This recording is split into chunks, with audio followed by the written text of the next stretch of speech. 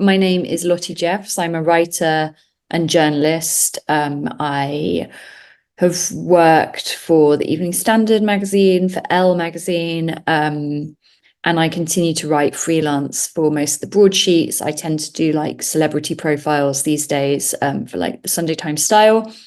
But I'm also a writer of books, and you might be familiar with some of my books. This is my picture book for children, which is called My Magic Family. And it's about a little girl with two mums and all the ways that her friends' families are different too. So it features single parents, single dads, foster families, separated parents, two dads, two mums, a family who have moved from abroad. So it's a really great book to share with your children if you're interested in exploring diverse families with them.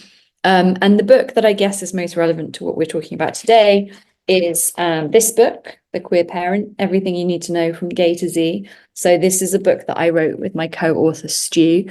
We used to present a podcast together called Some Families. And on that podcast, we spoke to lots of different types of queer parents. So from trans parents to bisexual parents to parents who were lesbians who had used IVF to gay men who had adopted. We spoke to people who had used surrogacy. And we just had so many amazing stories. We realized like we really needed to do something with these stories and with what we'd learned through presenting the podcast. So that is why this book is born. And can you believe it's the first and only ever definitive guide to becoming a parent if you're not straight? So there was like definitely a gap in the market for it.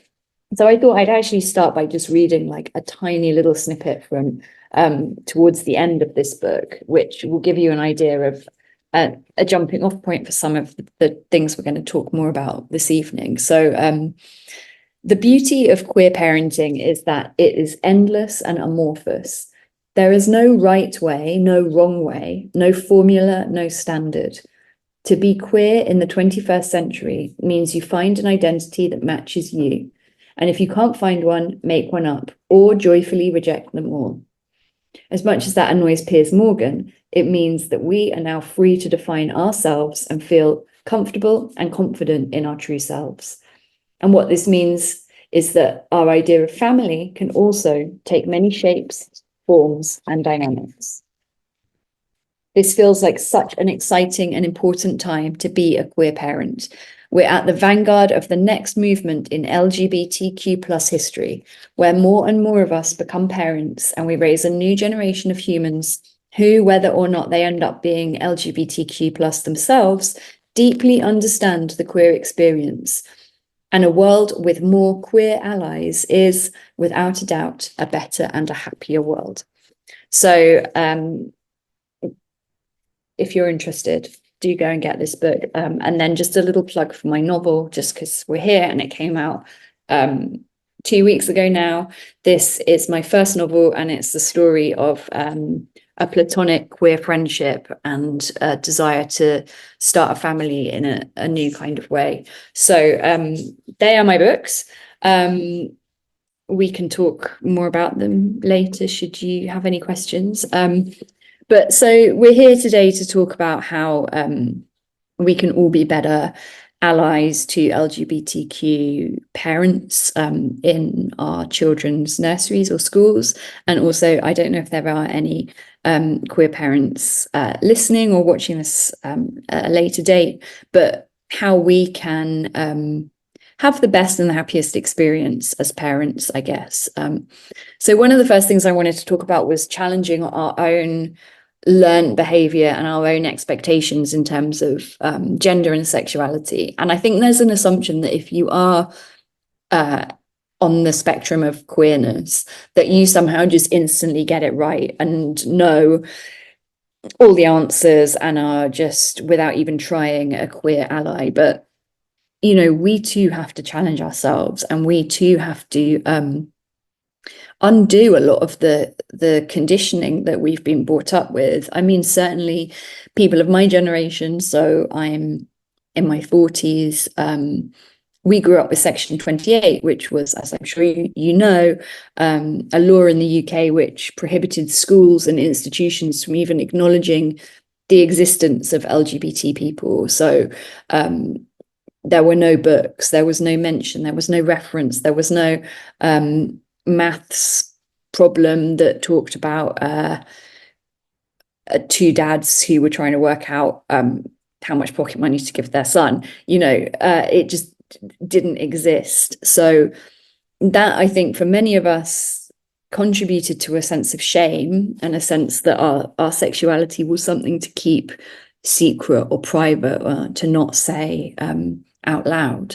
And so as parents, we are reckoning with our own gay shame and trying to get over that and not sort of pass it on to our children. So in terms of challenging our own behavior, there are so many norms of what a family looks like, what a parent looks like. We've been brought up with these examples of heteronormative parenting from such a young age. Like if you think of every Disney movie, every fairy tale, every story, there's so many stories about heteronormative family. And so even as a queer person and even as a gay mum, I will find myself defaulting to heteronormative stereotypes where, like, maybe a kid will come up to me in the playground and I'll be like, oh, I wonder where her mum is. And like, then I'm like, no, I have to challenge myself in the language I'm using, because maybe she's not there with her mum. Maybe she's not got a mum. Maybe she's got two dads. Why don't I just use the word parent in that situation? But it's conditioning, like it just trips off the tongue. So my point with that is, like, even though I am a member of the community myself, like I'm still working hard to constantly challenge myself and question things. So I would really urge everybody to do that, to like be aware of your own biases, I suppose. And when you're playing with your kid, how often do you want to play like with Sylvanians, which is like my favorite thing to play. Sadly, my daughter's grown out of Sylvanians a bit now, so I have to play with them on my own. But,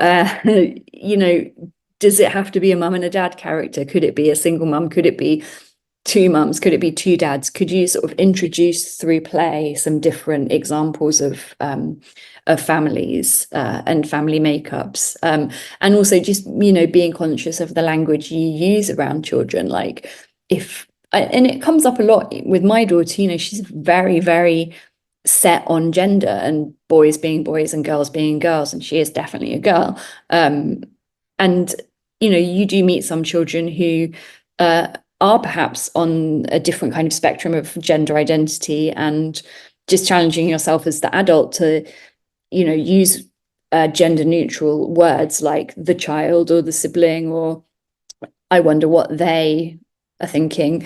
So just, being aware of that kind of language. And then another thing that we can all do, I think, is diversify our libraries at home. And it's not always easy because there's not a huge number of books that are for children that feature different kinds of families. Like, it's certainly getting better from when I was younger, and there was like literally nothing. But if you were to go into Waterstones and look through the shelves, you would possibly struggle to find that many. I do have a list, like a really nice comprehensive list of books that feature diverse families, so I can share that with N, or put it in the chat on this video.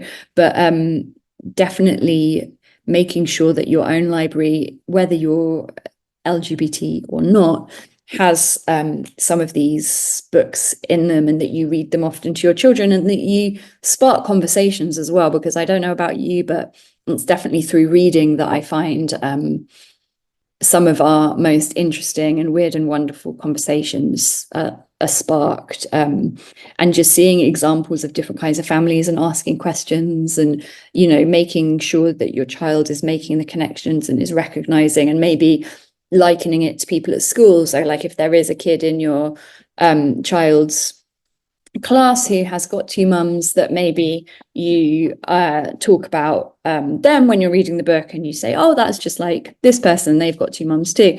So yeah, definitely looking at your bookshelves and thinking, are these stories as diverse as they can be, and making like a concerted effort? Because I think sometimes we do preach to the converted as queer parents, and actually like it's just as important, sorry, for straight families or cisgendered single parents to make sure that they're as diverse in their libraries as queer people are. Next on my list of things to talk about, and I must say it's really weird just talking to myself and not seeing anyone's face. I feel like I'm going a bit mad, but I will just crack on. Being a good LGBTQ ally. So many people want to be a good ally, but don't really know what this means. And I think that's fair enough, because it is quite a nebulous thing to be. What does it mean to be an ally? Like, how do you express that? For me, a great practical example that I can give is there's another parent at my daughter's school, and she is straight, and she is very keen to be an LGBT ally, and she will do things that I have really appreciated, like, for example, over Pride last year, she was the one to ask the school if they were doing anything to celebrate Pride, and she did that without me asking or without us having a conversation. And for me, that was like so great, because it so often falls to us as the minority to do the questioning and to, you know, make things happen, and to have the burden of that taken from me by someone who just quietly did it themselves because it was kind of the right thing to do. It was just such a great example. And she is someone who is like really curious and really interested, really wants to like get the language right, is always asking me questions. You know, like recently she was like, if someone identifies as she/they, should I call them she or should I call them they? And actually I was like, that's a great question. I don't know if I'm like the oracle, but I just really appreciate the efforts that she makes. So I guess that's a good example of being an ally, and also just kind of, yeah, like keeping an eye out for things like, you know, is it Father's Day at your nursery, and are all the other children making Father's Day cards, and the one family in the class that has got two mums are feeling like particularly sort of triggered by this? Could you sort of talk to them? Could you talk to the staff on their behalf? Like, there's definitely moments that you can step in to kind of show up as an ally, I suppose.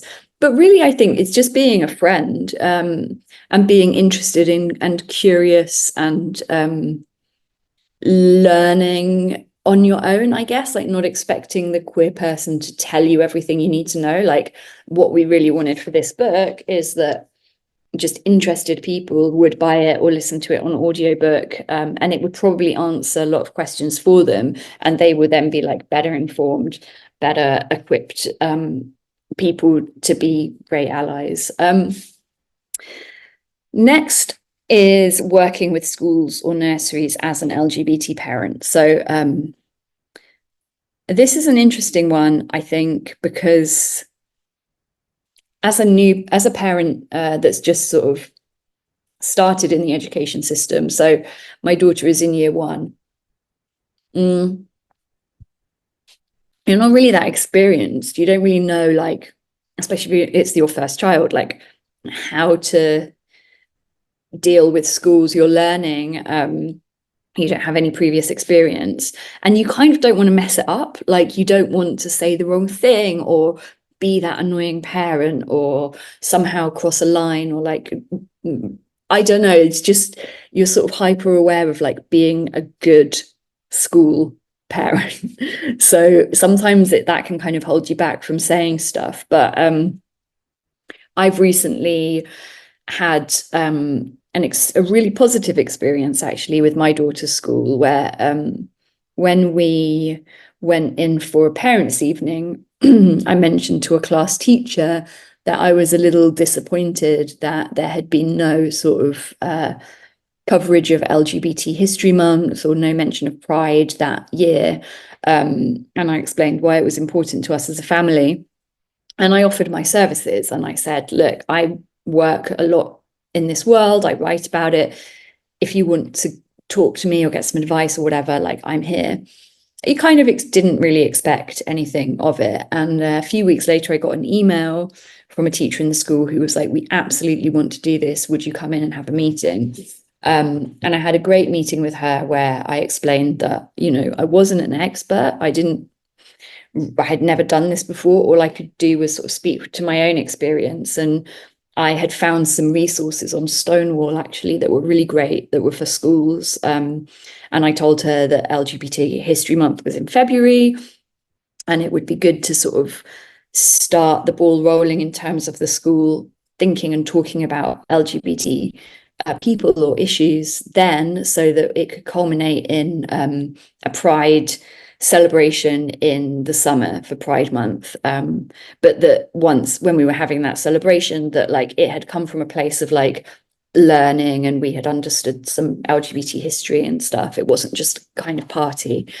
And she was so receptive and so interested and so kind, actually. I think that was the main thing. She was like, thank you for bringing this to me. I'm sorry we haven't done anything previously, you know, understaffed resources, all of those things. And I think just sometimes like it takes an individual to actually push to make something happen. And if there's not a kind of LGBT person on staff in the school, or even if there is, you know, like, do they want to be the person that is kind of advocating for LGBT things at school, or do they just want to keep their professional life like disconnected from their identity? You know, it's a complicated issue.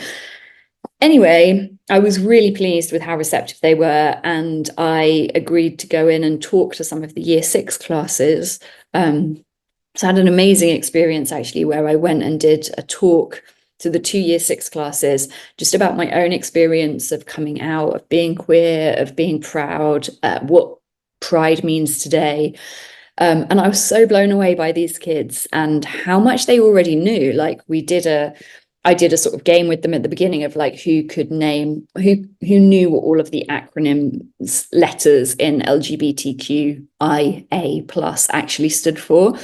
And I was sort of expecting like lesbian and gay maybe, but they knew intersex, they knew asexual, like they knew it all already. And maybe that is down to the school or maybe down to the parents, but it honestly, like, I felt so emotional by the end of that talk because they were just so like unbothered by any of the things I was saying. And one of the sweetest things was I was talking about my experience of school and bullying and things. And I asked them if they were aware of the word gay being used as an insult. I was just interested to know whether kids still sort of say, you're gay or that's gay as an insult. And I don't know whether they were just kind of emotionally intelligent enough to not tell me or whether it was true, but they were like, no, nobody says that in our school. We've never heard that, which just really like filled my heart with joy. And then as I was leaving, this boy came up to me and was like, do you watch RuPaul's Drag Race? And I was like, yeah, do you? And he was like, yeah, I love it. And we just had this like really sweet little moment of kind of connecting. And I feel like it was nice for him. And hopefully that talk will be something that he kind of remembers and that filled him with a sense of himself and of pride and of being himself. So I guess my point with that is, as an LGBT parent, you don't have to do all the work if you don't want to. Other people should step up and be pushing your school or your nursery to make sure they've got a diverse library, that they're acknowledging, you know, events in the calendar, such as Pride, such as LGBT History Month. It shouldn't all fall to you. But if you have the energy and the interest, it can be like a really fulfilling thing to reach out to the school, and you might be a bit nervous about it, and you might not want to, but like just sending a little email, asking a question, getting the ball rolling, can really make a huge difference. What I've learned through talking to so many queer parents for my books and my podcast is that parenting is such a democratizing experience, and it is so universal. And, you know, as queer parents, we're, I'd say 90% just parents and dealing with the same stuff as every other parent. And you're not sort of unfurling pride flags everywhere you go, and, you know, changing nappies, potty training, all of that stuff. You know, queerness doesn't really factor into the everydayness of parenting. But there are little moments when it does. So, for example, like my co-author Stu talks a lot about how gendered so much of parenting is, and how when he had young babies, he felt so excluded from so many places that billed themselves as mother and baby. This is mum and me. I remember him telling me about getting some wet wipes delivered, and all the branding on the wet wipes was like approved by mums, just for mums. And he was just like, this makes me feel so unseen as a dad, as a gay dad. And it's a small thing really, because like, I don't feel that it negates motherhood or erases motherhood to sort of mention the existence of dads as well, or to use the word parent instead of mother, when actually it is parent. You know, it might well be the dad, even in a heterosexual couple, that takes on more of the direct childcare or whatever. Like it's not hard to sort of think a bit more about language. So certainly that's one of the main things that I've learned. And also I've learned that there's so many new and different ways to become a family. Like one thing that's really evolved over the last few years is platonic co-parenting. So removing the idea of romantic love from parenting duos, and people raising families or starting families from a place of friendship. And I think that's really interesting. And like, what will that mean for the idea of the nuclear family? And it's actually the theme, one of the themes of my book, a little plug there. So you know, there's so much changing all the time and evolving, and I think just keeping an open mind and being curious, and, you know, diversifying your algorithm. Who are you following on social media? Are you just following a load of you know, white middle-class influencer mums, or have you made a concerted effort to follow some single dads, some queer parents, some Black mums, some Asian mums, like to just actually make the effort to think, I need to be knowing what is mattering to these people and what their life experiences, as well as the people who are more like me. So that's certainly another bit of advice that I give people.